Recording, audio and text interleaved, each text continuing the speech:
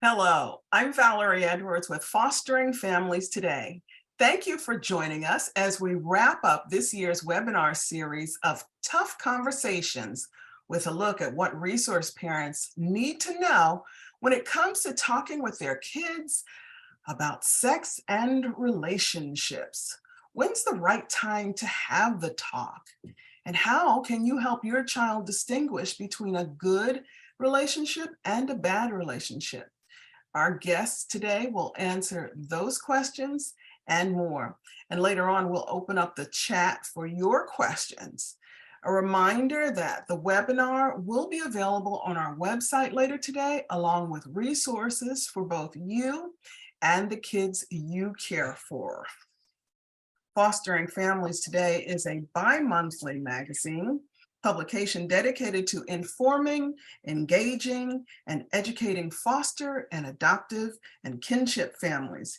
You can find us at fosteringfamiliestoday.com and on the various social media platforms. And if you haven't already, why not join one of our Facebook groups? Well, 2023 is right around the corner, and we are already working on our webinar series for next year. We're also looking for the best social worker, caseworker, or agency story. So if you know someone on your team who's going above and beyond, we want to know about it. Email us at info@fosteringmediaconnections.org and let us know who you think deserves recognition. That is info@fosteringmediaconnections.org. We want to hear from you. And a final bit of housekeeping before we get started on today's conversation. It's a survey question.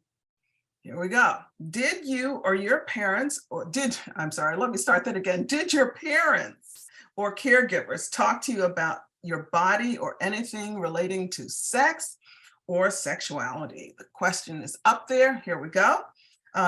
Yes, A, all the time. B, we had the talk. C, I got a little here and there. Or B or D, absolutely not. You can go ahead and put in your responses, and we'll have those numbers as soon as they become available. So today's topic is sex and relationships. The information is out there. Young people see it. They read about it. They share what they think they've learned with their friends. But is it the right information? Bottom line, how much do kids really know about sex and relationship? Tasmin Weisgerber joins us to answer your questions. She's an experienced and committed educator in the field of sex education out of Rutgers University in New Jersey, where she is the Training and Technical Assistance Manager for ANSWER. That's a national organization providing and promoting unfettered access to comprehensive sexuality education for young people and the adults who teach them. At ANSWER, Ms. Weisgerber is responsible for providing professional development to sexuality educators across the country. She also provides sexual health training for, I see we've got an answer. Let's see, absolutely not. Well, that's interesting. We're gonna talk about that. Okay, so we're topping out as I got a little here and there. Okay, we're gonna see what that means when we talk to Ms. Weisgerber. Taz also provides sexual health training for the teen staff at the magazine Sex, Etc., and works on other national sexual health projects which aim to further the reach and scope of comprehensive sexuality education. Prior to joining the ANSWER team, she was an educator with Planned Parenthood of Northern, Central, and Southern New Jersey. She holds a BS in health education with teacher certification from Montclair State University and is currently pursuing a master's in women, gender, and sexuality studies from Rutgers University. Taz Weisgerber, thanks for being with us today. Thank you so much for inviting me to come join you today for this talk. I can't wait. And, I got your last name wrong that last time around. It's Weisgerber. So there we go. Okay. Yeah. Thanks so much. Okay. So we're going to talk about sex today. It's perhaps one of the most difficult topics tough conversations that parents have with their kids, resource parents have with their kids. How did you get into the business? I don't want to call it a business, but how did you get into talking to adolescents and young adults about sex and relationships? Yeah, so I got really interested in health and sexuality back when I was in middle school and high school. And I was always very comfortable having these conversations and had wonderful educators growing up, which I realized was very fortunate because once I got to college and I saw how little the other folks that were in college with me knew about their bodies or about sex, I was shocked. And as soon as they knew that I was a person who was going into that field, I got all the questions. And so I think a lot of it had to do with being comfortable and wanting to have those conversations with the young people who, like many of you shared in your survey, didn't get to have those conversations either at home or at school. And so I wanted to be able to be a resource for those people. Were you surprised at the survey results? No.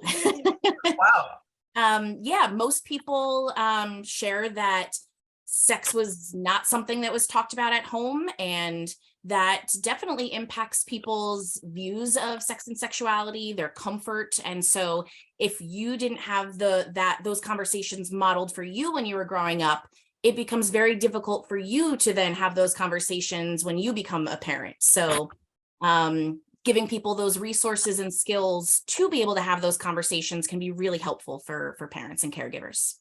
Well, today I'm going to do something different. I'm going to start at the end because usually I wait to the end to ask what's the major takeaway, but I want to get this up front. What's the major takeaway you want parents to get from our conversation today? Oh, there's so many. It's hard to pick. So I think some of the few things are that it's never too late to start. So I think that a lot of folks have the idea that there's this kind of one time the talk, right, that we have with our young people, and okay, we got that over with, we're good to go, we don't have to have these conversations anymore. And what the research shows is that's actually not very helpful for our young people. So it really, instead of having this anxiety and build up to have this one conversation, we really should be spreading it out into smaller, shorter conversations that happen throughout the child's lifespan.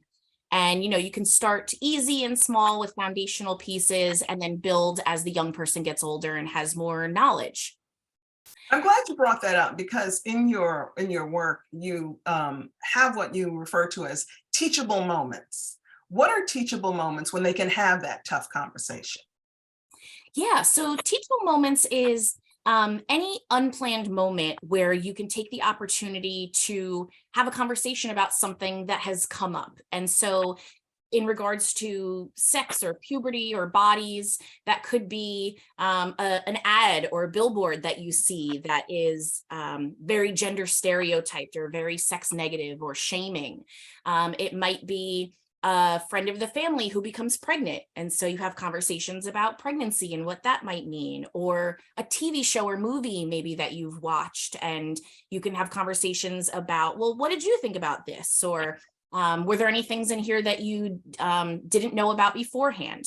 And so having those little conversations that are a lot more, it comes up a lot easier when you're talking about something that is in the moment, as opposed to, okay, after school, I'm gonna come in hot with this question and kind of throwing people off guard. It can be a lot more difficult to have those conversations as opposed to a more natural, teachable moment. So spontaneous moments that occur unplanned, teachable moments. I like that phrase. Are there words or phrases in having these conversations that caregivers should avoid using so they don't isolate, offend, or make a child feel uncomfortable or unwelcome?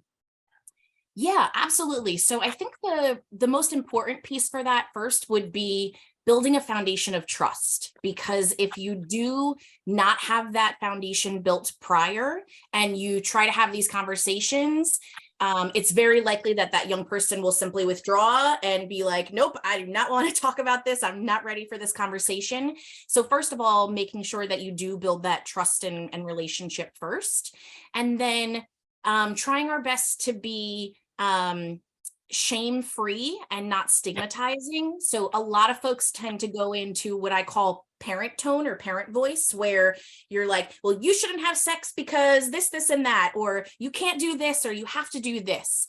And I think if any of us remember back when we were teens or tweens, when we were told what to do, doesn't necessarily mean that's what we're gonna do. So it's much more effective to have the conversation and talk to that young person as if you were talking to another adult, right? Treating them with the respect that they want, and understanding that they know a lot more than you give them credit for. So asking them, what have you heard about this? So that way you show that you understand that they do have a knowledge. It's not you who has all, the end all be all with all the power and knowledge. And making sure that we're not shaming them. Some of our youth may have already been sexually active, may have had STDs or STIs, may have had abortions. And sometimes we have young people have been sexually active without their choice. It was not their consent to be sexually active. So framing sex in a really negative way, or making it seem like people have engaged in sexual behaviors are dirty or gross or irresponsible, can provide some extra shame and stigma for that young person who's probably already not feeling very great about the things that have happened to them. Well, I'm glad you brought that up, because we're talking to resource parents who usually find themselves at a moment's notice.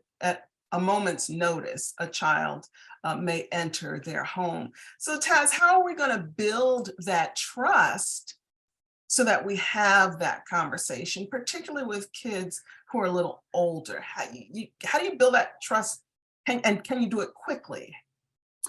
That's a great question. And I think it might depend on not only the resource parent's personality, but also the young person that comes into your home and where they're at in their own growth and development. And so I think an easy way to build those conversations or to build that trust would be to have open, honest conversations about yourself, about asking them about themselves, and just showing that you truly care and have an interest in their lives, doing things together where you are actually having conversations. So not just going to a movie where you're just sitting there and there isn't as much of the trust building. So being able to do things together, maybe even like an escape room, right? Where you're doing a little bit of team building, and that helps to really garner that relationship, as well as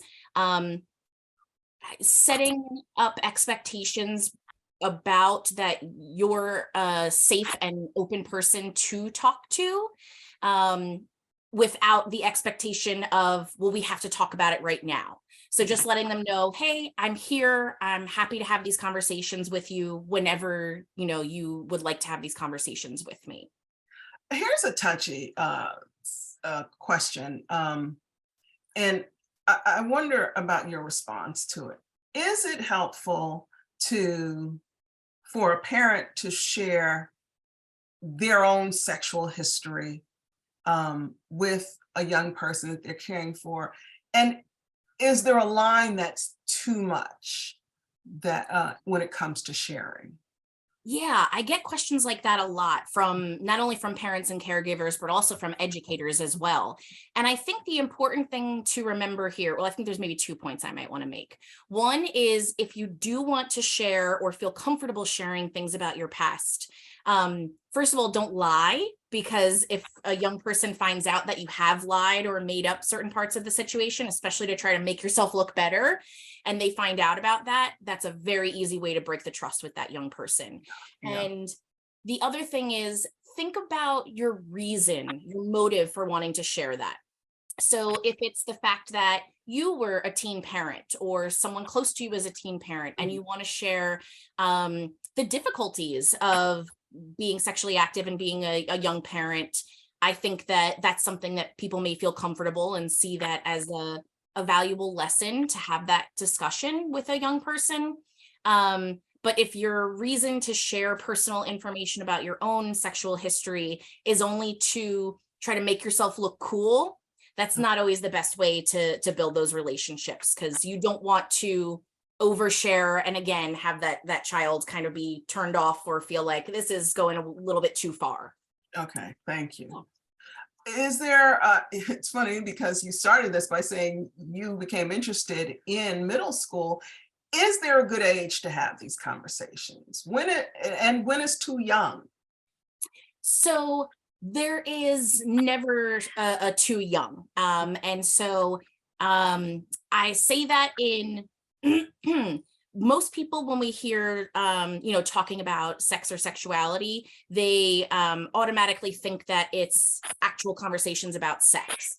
And we need to remember that we can build that foundation from a much younger age. So for example, the American Academy of Pediatrics recommends that parents and caregivers teach young people the proper terminology for their body parts, including their genitals, before they can even talk.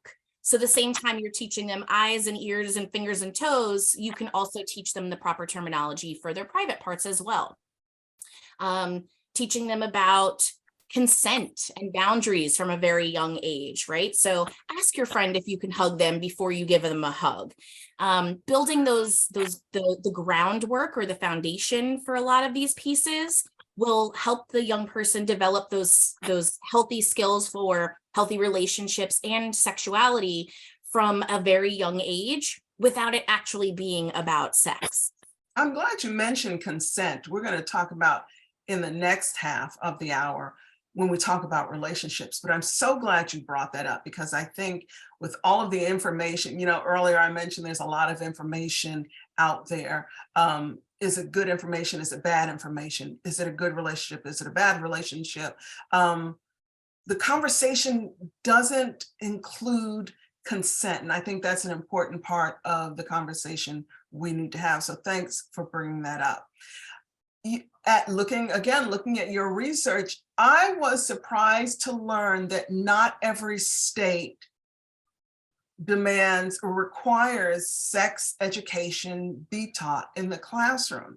Here's something else that blew me away, that those states which do allow sex education in the classroom, the information doesn't have to be medically accurate. Mind totally blown. How can educators provide information that isn't accurate? Talk to me about that. What, you take it. I'm blown away by it. It is quite astonishing, but unfortunately, education isn't the only place where that happens. There are several states across the country where even medical providers are forced to provide inaccurate and not medically accurate information to their clients and patients. Yeah, so it is unfortunately a trend across the country with many areas relating to sexuality. And so, yeah, there are only 7 states that require medically accurate sex ed, which is really unfortunate, because then young people could be getting sex ed, but not necessarily getting correct information.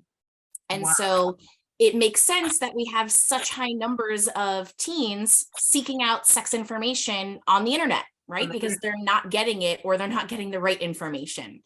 And yeah, it's really a shame, because even when they're going online, they're not necessarily getting the correct information there, which is why it's so great to be able to be a trusted adult in that young person's life that can help them navigate that and find medically accurate resources that you can use together, or that you can share with them so that they can do some research on their own if they were interested, like books and things like that. I'm glad you mentioned the internet. There's a lot of information out there. We know that not all of it is true or accurate.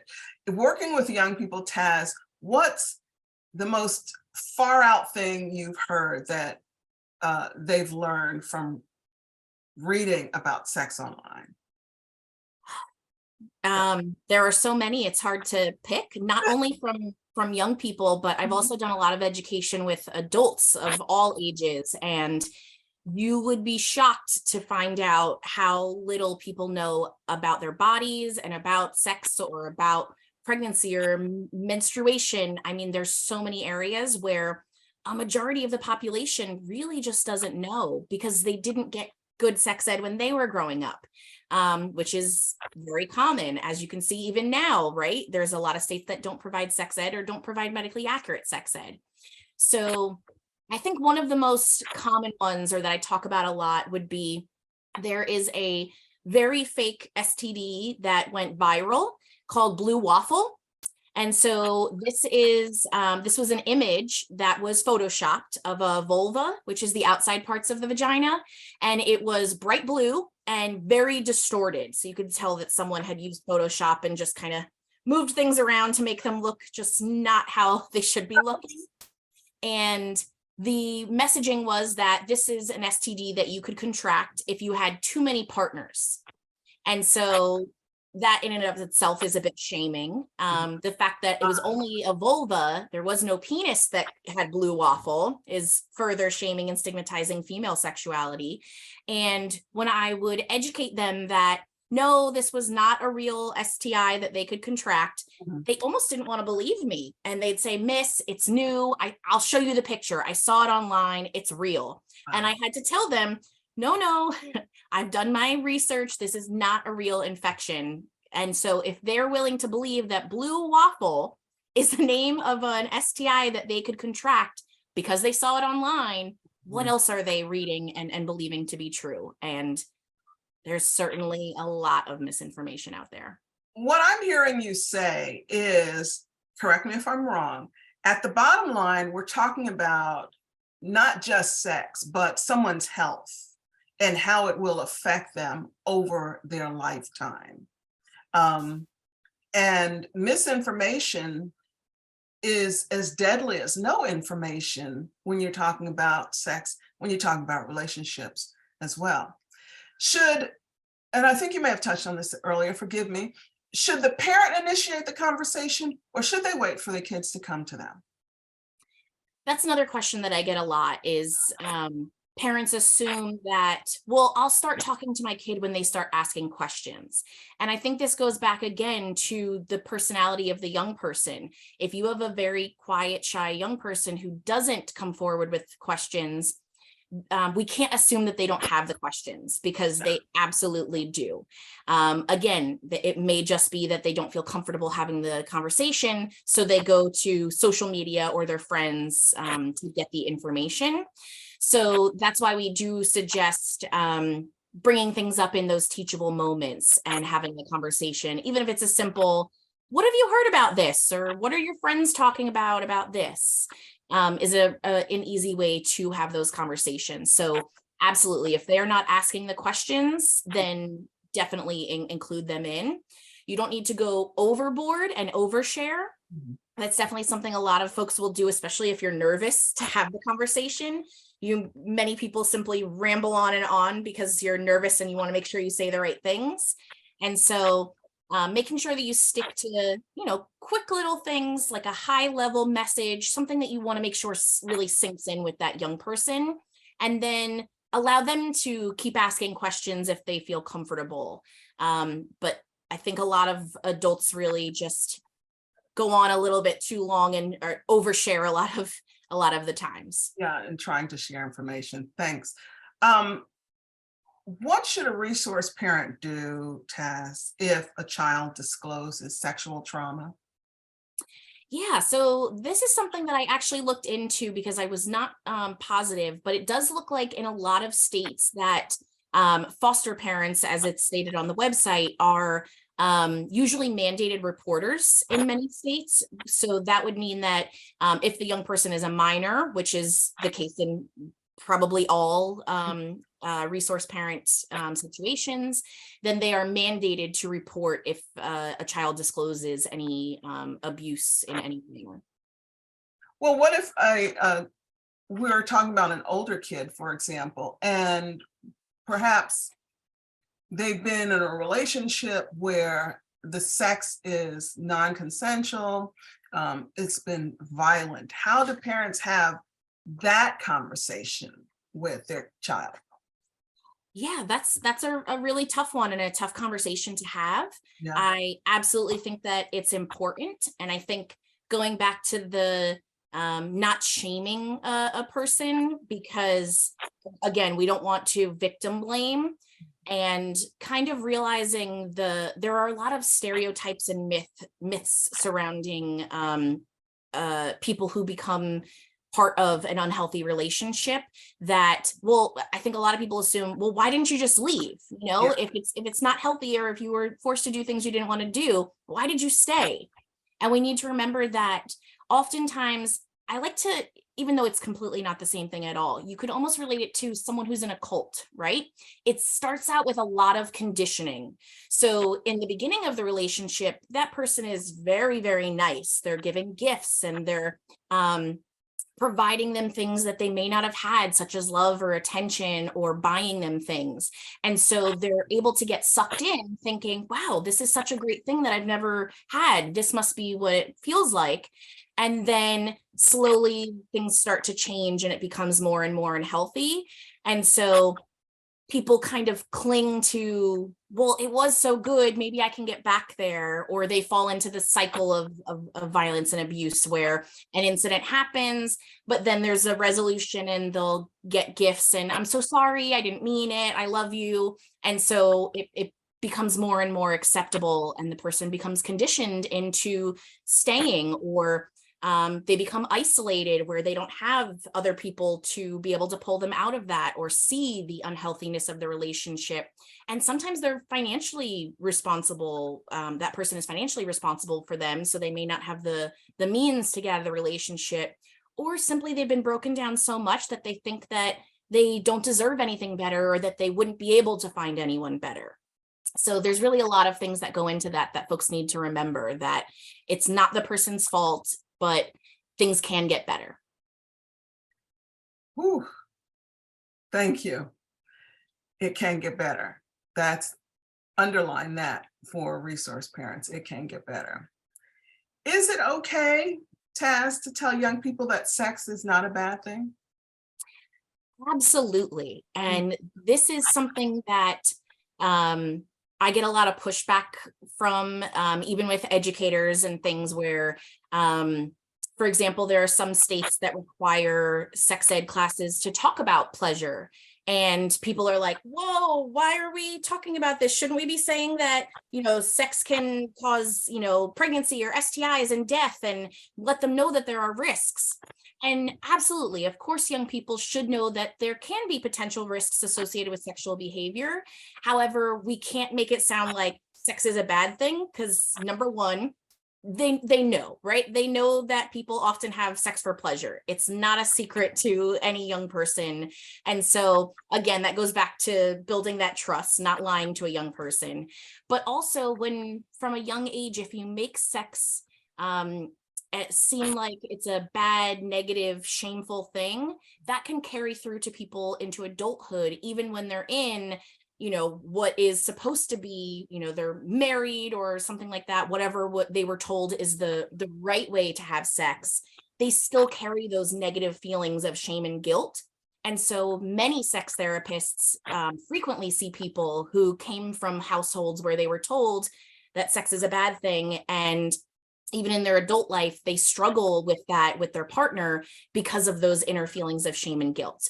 So it's really finding that balance, and being more matter of fact about that. Yes, we need to be thoughtful and be as responsible as possible to try to prevent the negative risks associated with sexual behavior, but also letting them know that sex should be a beautiful, wonderful thing between partners. And so that will also be helpful, especially for young women, to realize that, oh, this is supposed to be something that I should enjoy, and I shouldn't do it just to make my partner happy, or I shouldn't do it just to avoid a conflict. That you really should be engaging in these behaviors because you want to, not because you're forced or coerced into engaging in them. Is it helpful for young people, particularly young people in care, to see these sort of healthy relationships, healthy with their resource family, or how can observing it impact a young person's psyche, impact observing a family who's loving healthy in a healthy manner? Absolutely. I think that modeling for young people is one of the most important ways that they can learn how to be in healthy relationships.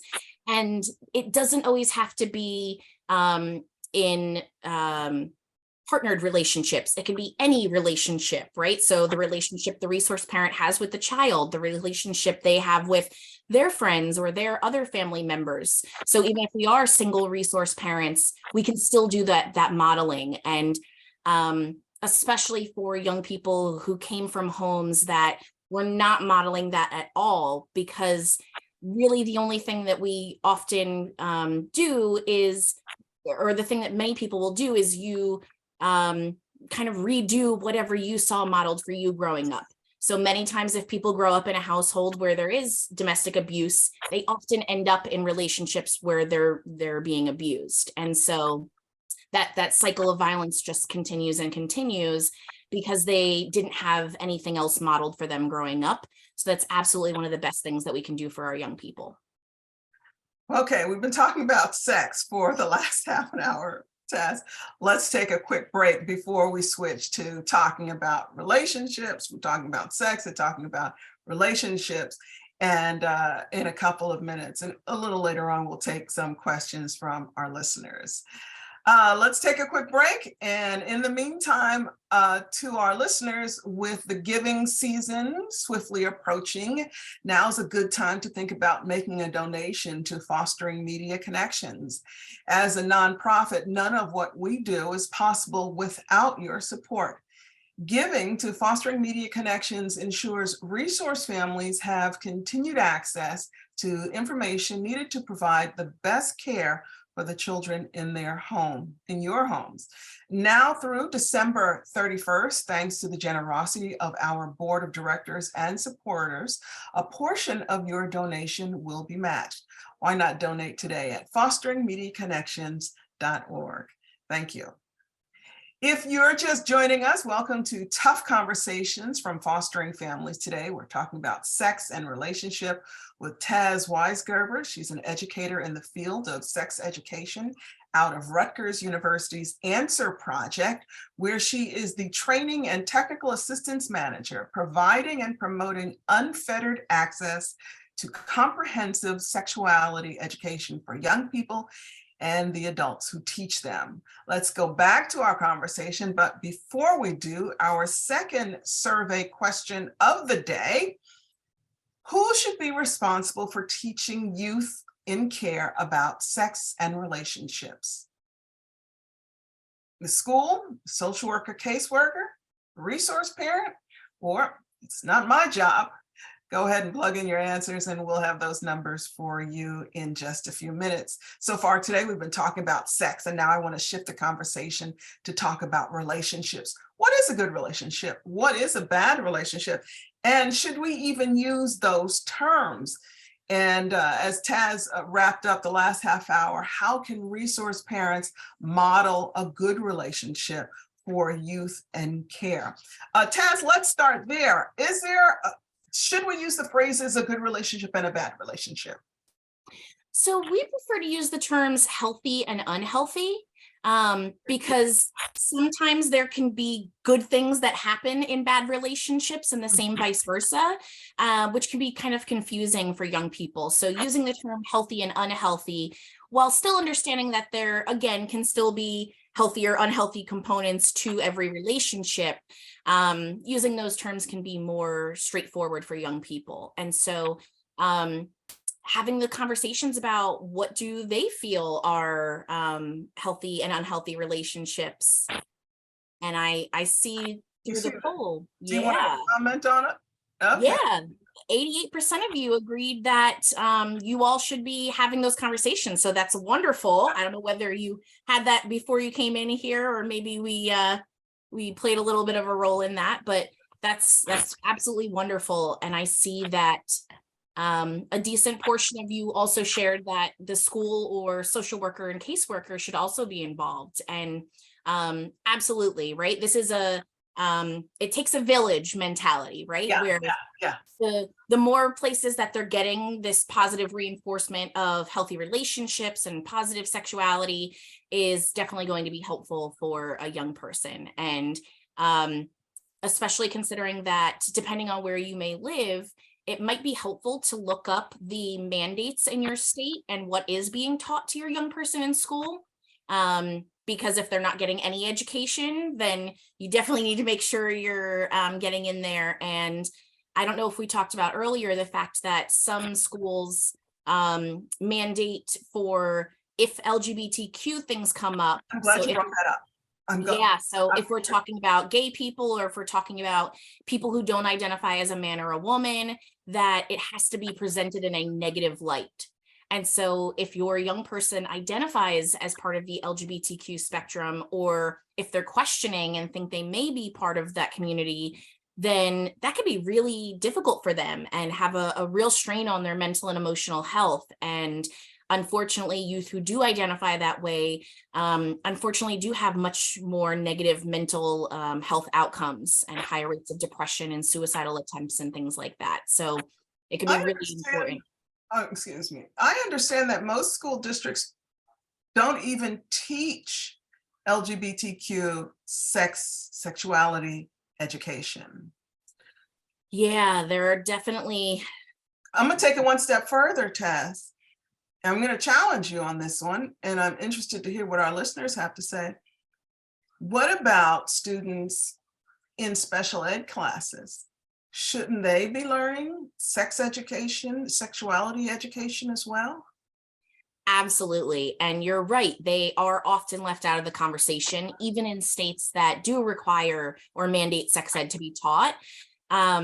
There's a lot of myths and stereotypes about youth with disabilities that, well, they just aren't thinking about sex, or they don't want a relationship. They'll never be sexually active or get married or want to have kids. And that's simply not the case. So not all youth with disabilities, whether those are physical or other, many of them are interested in sexuality and relationships. And even those that aren't, they still need this information because they are 7 times more likely to be sexually exploited.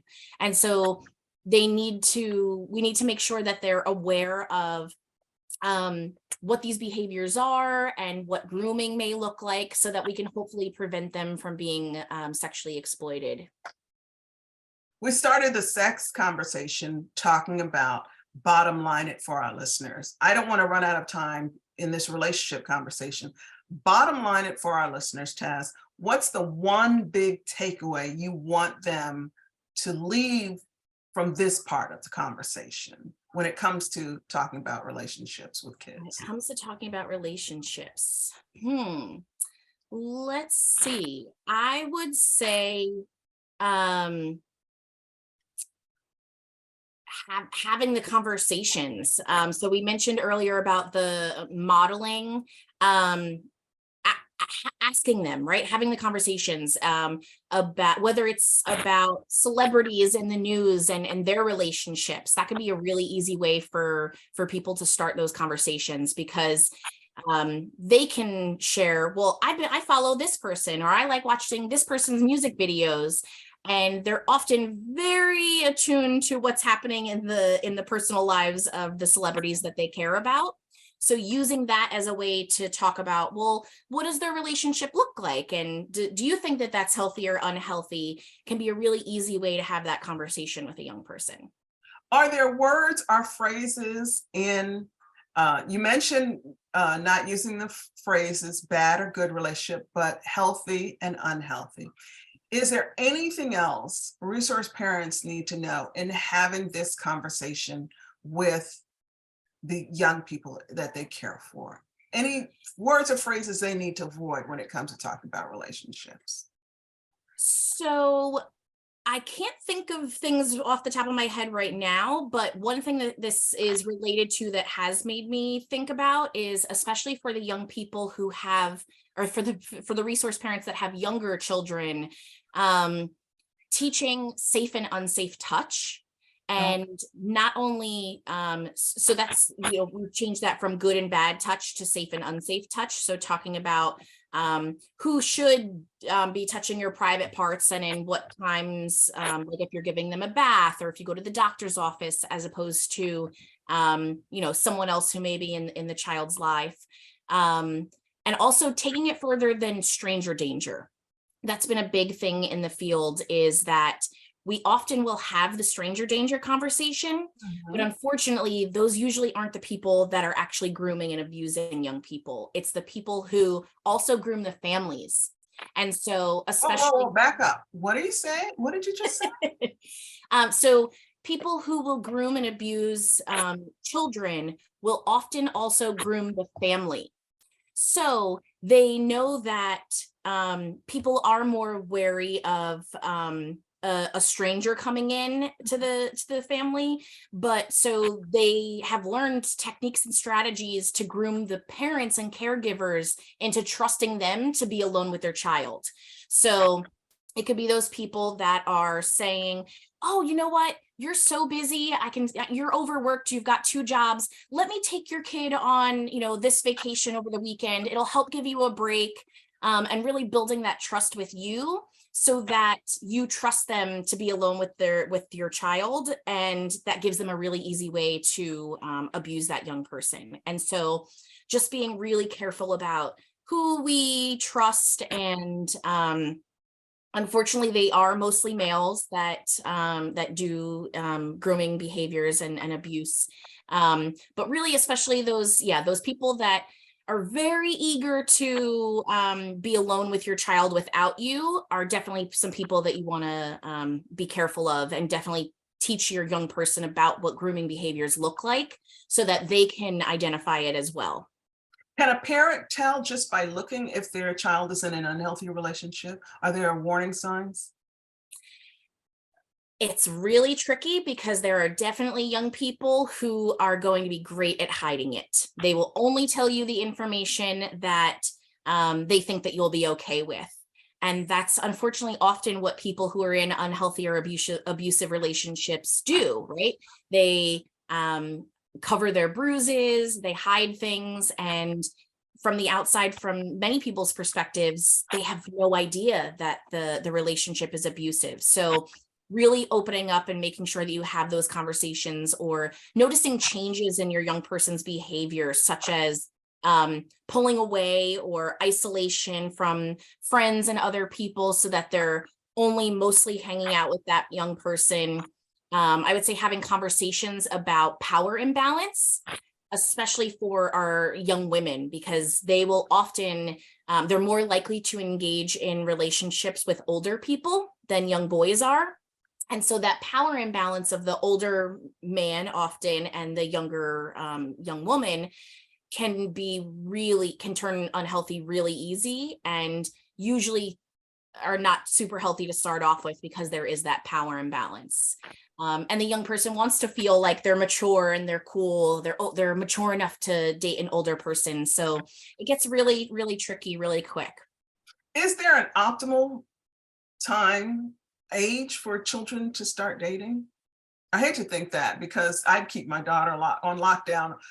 She'd be on Shawshank 24/7 if it was up to me, but that's not reality. Is there an optimal age to, say, go from group dates to one-to-one dating? That's a really good question, and definitely a tough question. And I think that it has more to do with the young person and their level of maturity, because 2 young people could both be 13 but be at very different levels. And so you kind of have to just feel it out. But I think that a good thing to think about would be not trying to be too strict with your guidelines, because going back again, if you tell somebody not to do it, that's going to make them often want to rebel and do it behind your back, and likely be more risky in their behavior choices. So just being honest and having the conversation. And if you don't feel like a young person is ready to start solo dates, talk to them about why, be very transparent, and I think that that's really something that young people will probably appreciate the most, is being transparent about your feelings, your values, your beliefs. Even if it is saying, this is really difficult for me to talk about. This isn't something that's very comfortable for me, but I feel that it's important. So I want to make sure that we have these conversations, even if it might be uncomfortable at first. And, young people love whenever they see that a person's a human, right? Yeah. Because a lot of times adults try to act like I'm the one who knows everything, I know best. And so treating them more like an adult and wanting to hear from them is definitely going to be a better relationship for you and that young person. Do we have questions in the chat? I didn't see any questions come up. Can you see if we have any questions, Tess? I'm not seeing any. I don't know if it's been opened up for everyone to chat, but I did realize I had one more thing I wanted to point out about that. We're not finished on the questions. We're not finished on the questions. I'm not going to let you go. Let us open up the chat. We're almost out of time. I want to see if anyone has any questions. Go ahead and put those in. I want to go and talk about modeling. You mentioned that before.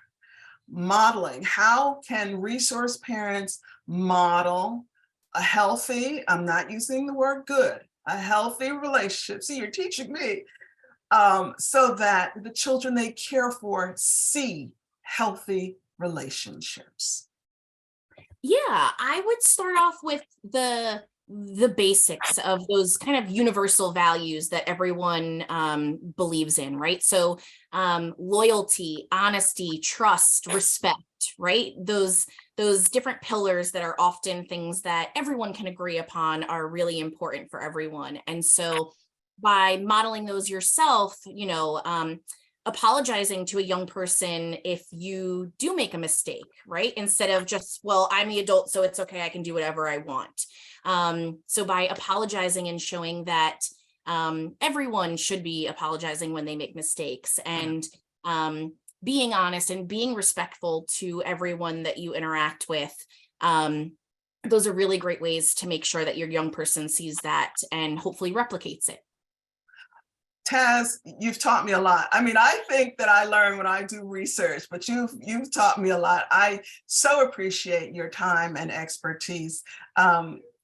How you got started is an interesting topic in and of itself. We could do it half an hour on that, but that you are sharing so much information with our listeners, with our readers. We're going to make sure that we put Taz's contact information on her website later today, along with a copy of this video. Thank you so much. I don't want to run out of time. Tell me what I haven't asked you and you need our parents to hear, Taz. So the one thing I wanted to add to that last question was trying to do our best to not treat the children in our home differently, especially based on gender. So if you're allowing a boy who's in your home to date at 13 or 14, then the rules should be fairly similar for young women in your home as well, because we don't want to reinforce those negative gender norms and stereotypes, right? So letting them know that they can do whatever they want no matter what their gender is, and having similar curfews and other rules and regulations for folks of all different genders is really helpful. Thanks for pointing that out. I see a couple of questions. Let's start with JA.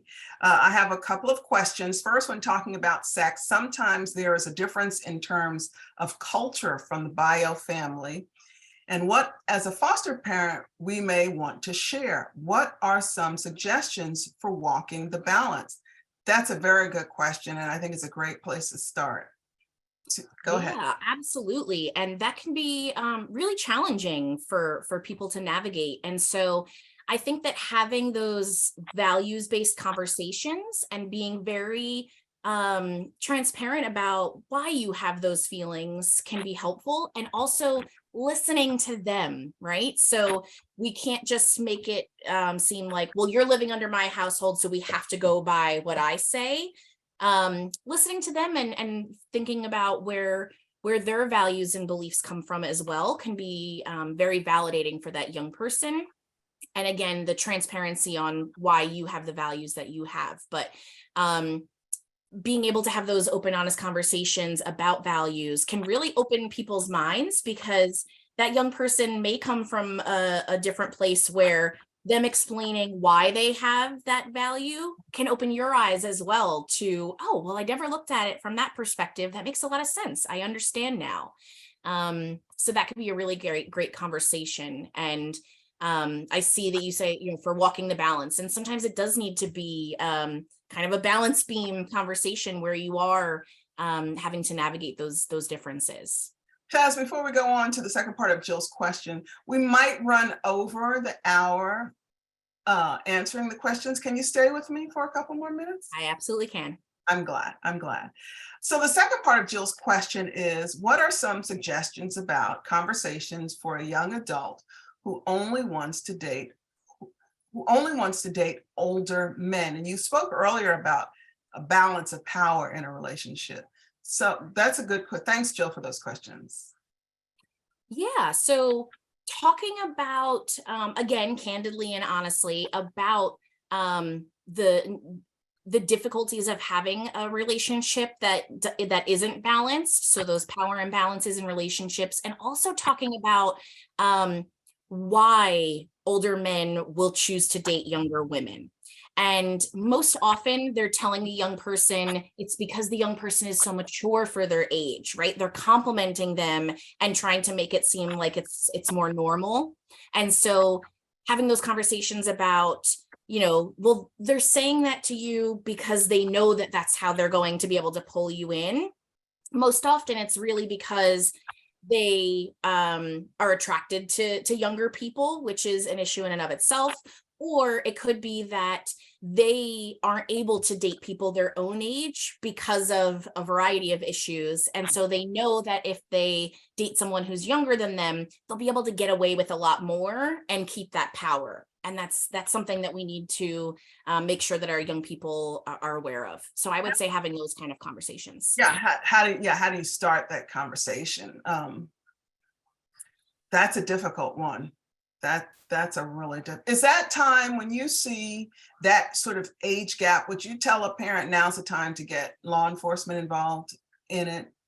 So absolutely. And it depends on, every state has different consent laws. So looking into that for your state, and make sure that you look further than just what the age of consent is, because often there are a lot of nuances in, even if a person is under a specific age, they can still engage or not engage depending on the law. So looking into that, but also searching for a teachable moment or trying to create a teachable moment. So maybe watching a show or video that has that in it, so that at the end you can have a conversation around it, or think, to discuss, well, what did you think about that? Or what do people your age feel about relationships that look like this? So that you can have that conversation in a way that isn't making them feel like they're targeted. I think that would be a great way to start that. Those teachable moments, they're popping up everywhere. This is something interesting. Alicia from, I don't know if Lauderdale's her last name, Alicia. I had a child who was 13 and a 15-year-old. She was dating virtually long distance. Someone sent her a picture of his privates and she wanted to know how to respond. That's coming up a lot. The internet, for all it's good, it's done a lot of bad, particularly when it comes to young people. How do you, what do you do then? Yeah, that's a really tough one, and definitely for hopefully to have conversations with our young people before they do things like that, so that hopefully we can prevent some of these things from happening. Well, first of all, we can share that anybody who's under 18, if you have or send images of yourself, or send images of a minor, even if it's yourself, that can be considered a child pornography charge. That's a federal charge. Yeah, so that's something to think about. And then if you are a person who's the recipient of messages or images like that, letting them know that they can be assertive and that they should be. So definitely teaching assertive skills, especially to our young women, to know that they have the ability to say no, that they don't have to simply go along with things just to keep the peace, that if there's a time where you need to say no, that you don't need to always avoid conflict, because that's something that we teach our young women a lot, is we just need to be nice and go along with things and don't hurt people's feelings. But that's absolutely a situation where you can tell a young person, this is a violation, right? I did not consent to receiving these images, and not to simply let things like that slide. Because again, that's something that we instill in our young women a lot, is that, well, it's okay, it was a mistake, just let it slide. And so letting them know that they should absolutely be assertive and share when they are involved in things that they don't want to be. Oh yeah, I don't think taking a picture of your genitals and emailing it to someone is an accident. That's a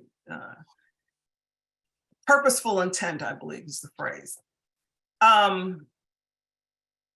Raldine Souza asked, when a child is abused, we're mandated to report to who? That's a very good question. Is that a state by state thing? Yeah. But abuse is mandated. Yeah, so I don't believe that it's mandated in every state. So you may want to, some states have, all states have specific people who are mandated reporters. I think educators are on all of those lists, but foster parents are not always on that list. That doesn't mean that you can't report. And a lot of times you can anonymously report. That way it still gets investigated, but your child doesn't have to feel like you've broken their trust. Although if you were the only person who told them, then they may already be aware. So having those conversations with them ahead of time and letting them know, hey, I am a mandated reporter, so if you do share this, I am going to have to share. Because young people who have experienced trauma, oftentimes during that trauma, they didn't have control over the situation. So if you provide them with another experience where things are outside of their control, right, not getting to decide whether they want to disclose that abuse, can further instill more trauma in them. So we should be letting them know ahead of time if you do need to report, so that they can make that decision beforehand. Because not everybody does want to report when abuse happens to them. I think what I'm hearing you say, correct me if I'm wrong, is bottom line, talking about these issues, children need to be safe.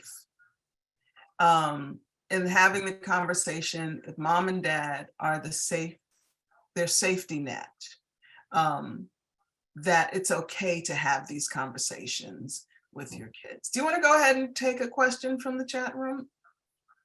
Anything you see? Yeah, sure. Okay. So I see the next question is, my child's in middle school generation deals with LGBT folks and peers different than yours. It's open and discussed, and I think accepted to an extent. So I think that that is completely dependent on the state and area where people are located. Because yes, you're absolutely right. There are many different areas, and it is absolutely much more normalized and accepted wonderfully. However, there are definitely places, even in more blue states like New Jersey, we still see a lot of districts where there are people that are trying to ban books because they have an LGBTQ character, not wanting teachers who are LGBTQ to be able to talk about the fact that they are LGBTQ. So unfortunately, it's really dependent on where they're at. But yes, mostly the younger people are absolutely more accepting. But if a young person comes from a family or home where all they're hearing is negative talk about LGBTQ youth, they will often carry those values with them. Sometimes they may change as they get older and become more exposed, but sometimes those values do still stick. Okay. Next, go ahead, take the next question. Oh, this is a good one. So how do you approach talking about sex to youth who have been victims of sexual abuse? I think that this is a great question. And Something that I actually, when I do education with parents and educators, is I use a trauma-informed approach, no matter what you're talking about or who are you talking it to. So the way to do that is assuming that every young person that you talk to has experienced trauma about whatever you're talking about. And that's the best way, so that if a young person has experienced trauma but hasn't shared that with you, which can be very common, you're going to be sensitive to that anyway. And so that's where it's really helpful to be not shaming or stigmatizing about sexual related things, so that you're not further traumatizing that young person. So reinforcing that it's never a victim's fault, that sex isn't an inherent bad thing, right? It can be and should be a beautiful thing when people want to, right? When there is consent. And so I think that that's really helpful. But if a young person has shared with you that they have been a victim of sexual abuse, I would say let them lead the conversation, right? Be very honest with them that you want to make sure that they feel safe, but you want to make sure that they're still able to have the conversations with someone and get the information and education that they need. Joyce is asking, how do you talk to a young woman, a 13-year-old, a nonverbal with developmental delays, but she's aware of her body, displaying pleasure touching? How do you help as a foster mom? How do you discourage the behavior in a loving, non-judgmental way? And I love that Joyce wound up that question with the phrase loving and non-judgmental. We spoke earlier about people with differently abled people. So I think her question is timely in this conversation. Absolutely. And yes, love that you put loving and non-judgmental. So one resource that I would recommend is the Flash curriculum. This is a free curriculum that is out of Washington State, and they have a version for health and sex ed for youth with disabilities. So using that as a guide can be really great. And for this scenario, I would say they have a lesson called public versus private. And that's a lesson that I've been asked to frequently present at schools, because young people with disabilities often aren't aware of those boundaries, right? So when is it okay to do certain things? So letting them know that things like masturbation are not harmful, right? They're not medically harmful, but we do need to make sure that we're doing them in private spaces, not in public or when other people are around. And so I think that that would kind of be the conversation, or the way to go about having that conversation. And I think that lesson plan would be a great place to start. Okay, we're gonna send me that information when we get a chance, Taz, so we can go ahead and put it on our website for our listeners and readers. Angela asks, how do you address pornography? Which, my apologies, that is something we should have brought up earlier. We talked about the internet, but we didn't talk about pornography. She writes, I know there is a level of developmental normalcy for teenagers to explore in this regard, but what is the balance in not shaming, but also stopping the behavior? Good question, Angela. Thanks. Yeah, that is a great question. And the first thing I want to address is, even if you have the conversations, it's unlikely that you may be able to stop the behavior. So I don't want to set folks up for unrealistic expectations. Young people who have already gotten into pornography, it's often that they aren't likely to simply stop just because you've told them to. However, it is absolutely crucial to have conversations with young people about pornography. And so we call that porn literacy. And so what that means is talking to them about the fact that, first of all, porn is made for adults, right? It is meant to be a source of entertainment. So there's a script, there's producers, there's editing, right? All of the things that go into creating a typical movie. And so it's not realistic. It doesn't set realistic expectations for what sex really looks like between partners. And there's often a lot of really vital points that are completely missing, like asking for consent, like conversations and talking about using contraceptives, or condom use is usually not very evident in pornography. And so talking about all of those pieces, as well as the issues with body image, right? There are usually certain types of people and bodies, and often enhanced bodies, that are part of pornography, mainstream pornography. And so that can give young people really shameful messages about their own bodies. And so yeah, having all of those different conversations with young people can be really helpful, and probably from an even younger age than what you would think. So the average age that young people in the US first view pornography is about 11 to 13. And that's the average age. So there are many young people who are first exposed to pornography, either accidentally or seeking it out. It could be around that elementary school age for many young people. And so having those conversations sooner than later can be really helpful for that young person. Well, that sounds just about the time puberty starts to rear its ugly head, and young people don't understand what's going on with their bodies, and they're trying to seek information, which is why I'm so glad we have this tough conversation. It is truly a tough conversation. Did we ask? Nydia lets us know that in Texas, everyone is a mandated reporter. Well, that's good. That's really good. It looks like we may not have any more questions in the chat room, which is good. It's a good thing. I'm glad we've had some really good questions. So I want to wrap it up, but Taz, I want to give you an opportunity to sum up some important pointers for resource parents before we close out this tough conversation. Anything you want to share before we say goodbye? Okay. Absolutely. And I think, correct me if I'm wrong, did you want me to pull up the couple Yes. slides right now? Yes. Okay, wonderful. Thank you. Thank you. Wanted to double check. Okay. So one thing that we didn't get to talk about is taking off your adult lenses, although we did talk about the meaning behind it a little bit. So I have an adapted cartoon here to show you all what I mean by that. So the child says to their friend, "Last night I asked my parents where I came from, and we had a long talk about reproduction, but I still don't know what city I was born in." And so this is one example of how, as adults with a different set of knowledge and lived experiences, we can sometimes misinterpret the questions that young people are asking us. And so probing a little bit for a little bit more about, well, where did you hear about this? Or what makes you ask this question? Or what do you already know about this? Can help, and definitely could have helped this parent in this situation to find out, oh, they simply just wanted to know what city they were born in, and not have that long talk about reproduction, which the child may not have been ready for.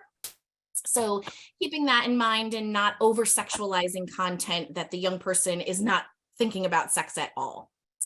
The other things that I would love for folks to know are being aware of your body language and tone of voice. So again, these aren't easy or comfortable conversations for everyone. I know that I am outside of the norm on this.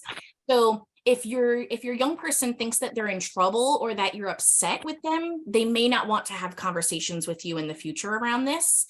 So as I mentioned earlier, being transparent and honest if this isn't something that's very comfortable with you, so that you can say, you know, I might seem a little this or a little that, but it's because I wasn't used to having these conversations growing up, but I want to make sure that we do better for you.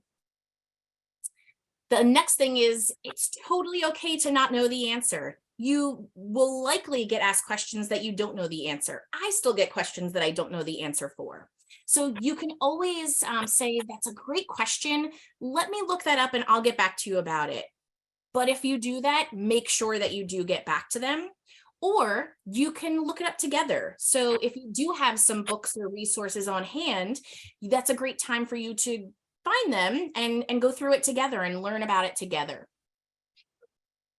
Keeping a list of resources like websites can be really helpful for times like that as well as we mentioned, some books. Or I had someone tell me that they had a journal that they kept and they would write back and forth to each other and, ask questions and write their responses. And that's a much less or a much safer place for a lot of young people and adults to be able to write down those responses instead of having to have that face-to-face conversation.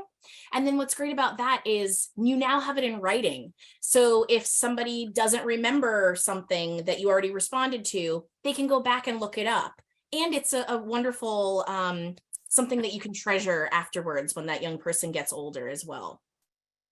You can also take time to practice answering challenging questions, things that if you do plan on watching a specific movie and you think that certain things might come up, practice answering some of those questions ahead of time to help ease some of that anxiety for yourself.